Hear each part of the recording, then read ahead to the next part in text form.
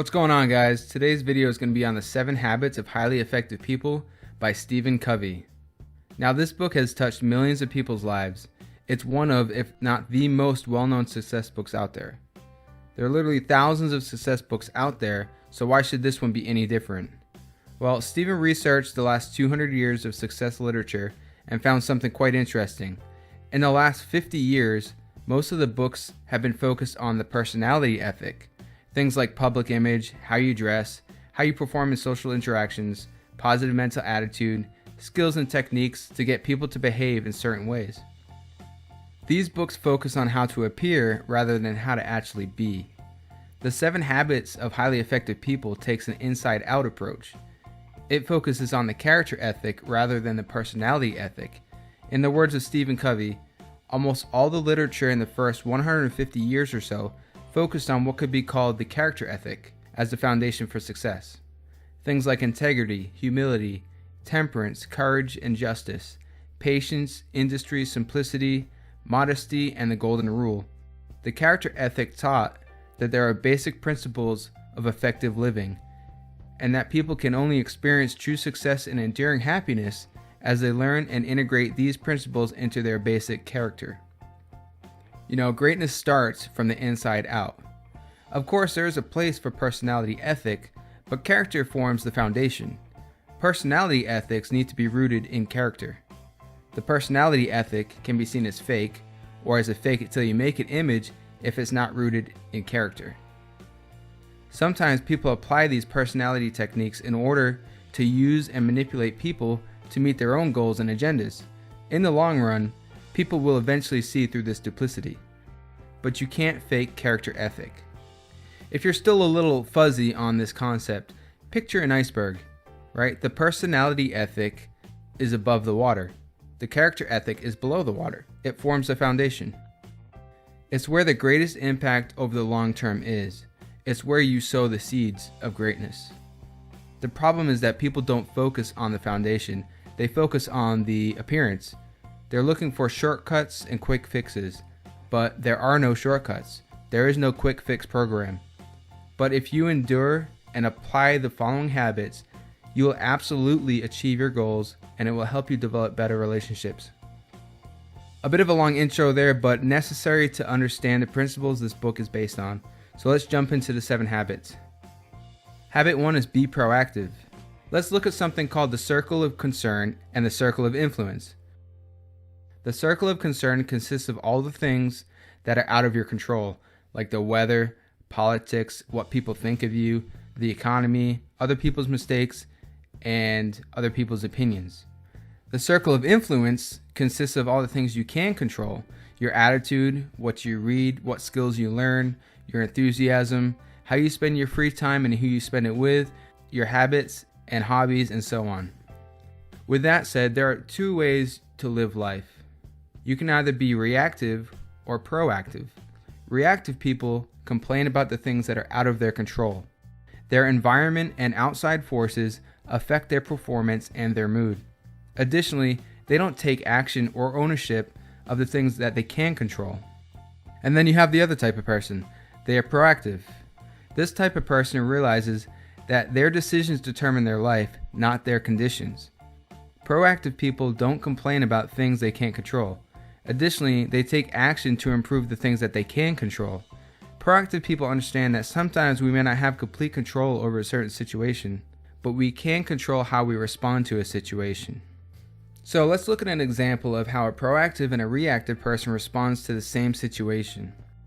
2 people take a test and then they both fail. One blames the teacher and gives up. The other takes responsibility and ownership, studies harder, and tries to improve themselves. The reactive person complains about how bad the teacher is, and the proactive person asks, "What can I do?"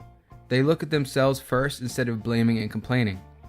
Don't focus on what you can't control, focus on what you can control. Take responsibility, and keep in mind, as you become more proactive within your circle of influence, it grows bigger. You bring more power into your life. Even if you only implement 1 habit out of these 7 habits I'm going to go over, make it this one. This one alone can have a huge impact on your life. In life, you either act or you're acted upon. Habit 2 is begin with the end in mind. All things are created twice. The first time it's created is in your mind, and the second time is in the real world. So let's look at how it's created in the mind first. To get where you want to go in life, you need to have a map. You need to determine your life goals, your destination, and you also need a plan on how to get there. Otherwise, you're just aimlessly wandering around in life. So where do you want to go in life? Have you sat down and clearly defined the type of life you want? Do you know where you want to be in 5, 10, or 15 years from now? If not, then you're wandering around aimlessly at the whims of everyone else.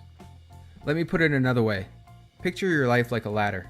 You're climbing up the ladder of life, working hard, doing the right things, and making progress up the ladder month by month, year by year. Then as you get toward the top of the ladder, you suddenly realize your ladder was leaning against the wrong wall the whole time. A lot of people live their lives like this. They don't have a vision for their life.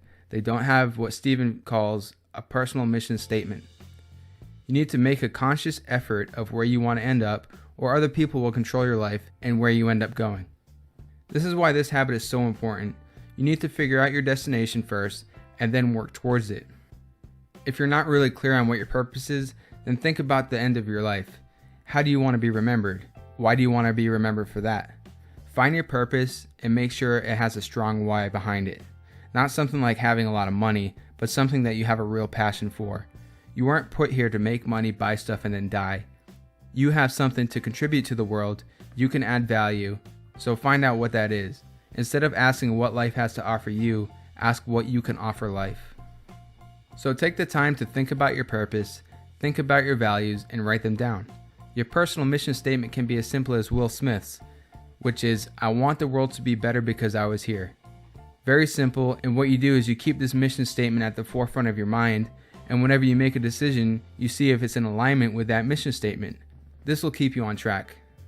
Go crazy, create your ideal life and your legacy. It can be whatever you want, dream big, and don't hold yourself back.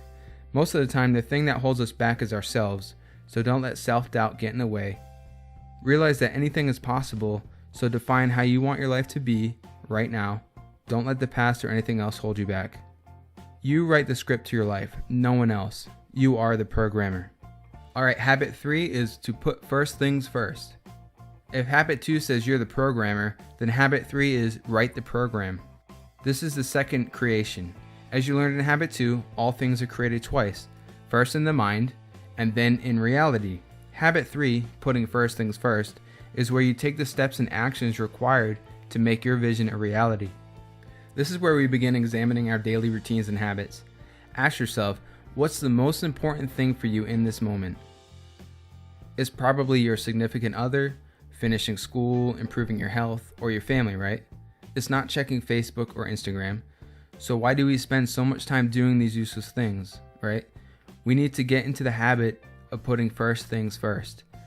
Taking the time to focus on what really matters and focusing our efforts on what's going to get us to where we want to be in life. Really start questioning the scripts and the habits in your life. We've all fallen into the vicious cycle of waking up late, eating poorly, leaving late for work, rushing through traffic in a state of stress, being unorganized at work and being pulled in 1,000 different directions, and then getting home, eating fast food because you're tired, and then falling asleep late because you watched some new TV show. And then you wake up late the next day to do it all over again. This is the perfect example of not putting first things first. We could all use a little help in the time management department, right? And we all have a lot to do. So how do we manage time effectively? Usually we all write things down on a giant to-do list, and we tend to go in order from top to bottom with no real priorities. This is not the way. Or you schedule things on a calendar, which is a decent practice, but with one interruption, our whole game can be thrown off. You could also try daily planning based on priorities, but again, one interruption or emergency can mess it all up. Most of us fall into this time management scheme. But there is another way. The best way is to categorize things by urgency and importance. Stephen developed a cool quad chart for this, and you need to categorize items in the following. Quadrant 1 is urgent and important. This is putting out fires, emergencies, and kind of the reactive mindset. Quadrant 2 is not urgent and important. These are things like your health, exercising, spending time with your family, relationships. We need to put more focus here. These are often neglected activities, and this is where success and balance and growth are found. Quadrant 3 activities are not important and urgent. So most of us spend our time here, right? Interruptions, some meetings, some phone calls, and other people's emergencies. And then quadrant 4 are not important and not urgent. These are a waste of time, busy work, some emails, some phone calls, and so on. You remember the example above of the reactive and unorganized person. Now let's look at an example of someone who puts first things first. Joe wakes up early, exercises for 30 minutes, eats a healthy breakfast, leaves early for work, and has a nice, smooth, and joyful ride. Then Joe works on the important and not urgent things in quad 2, and he works on emergencies if needed, and then he delegates quadrant 3 activities and rejects quadrant 4 tasks. Joe takes a nice relaxing lunch and thinks about the rest of his day and plans his night. At the end of the workday, he closes out tasks and plans things for the next day. He gets home and prepares a healthy meal and then maybe reads before bed. He seems to have more time to think and reflect about his life, and he makes plans on where he wants to end up and who he wants to be. Basically what we did in habit 2, begin with the end in mind. I mean, if you look at these two different examples, it's a huge difference, right? You know, no one on their deathbed wishes they spent more time at work or checked their Facebook more often, right? So again, focus on what's important to you and make it a priority. Commit yourself to it. Now the first 3 habits, be proactive, begin with the end in mind, and put first things first, are about moving you from being dependent to being independent. They're about self-mastery. They help you become more effective as an individual by developing inner strength, character, purpose, and values. The next 3 habits, which I'll cover in the next video, move you from being independent to being interdependent. Interdependence is the highest level of what Stephen Covey calls the maturity continuum. The maturity continuum consists of 3 levels: dependence, independence, and interdependence. Dependence is like the relationship between a child and a mother, or even sometimes between a boss and an employee, if the employee lacks their own inner strength, values, and purpose. It's the attitude of you. To move from dependence to independence, you have to nail those first 3 habits. Be proactive, begin with the end in mind, and put first things first. This is the attitude of I. Most people think independence is where it's at, right? They think this is the highest level, but in fact, interdependence is the highest level. Interdependence is where you think like a team. Think family, think marriage, right? A team mentality.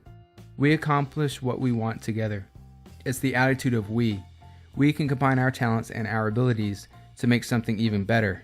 Habits 4 through 6 will help you deal with people, how to read the needs of people, how to empathize, and how to cooperate. And keep in mind, you have to move from being dependent to independent before you can truly become interdependent.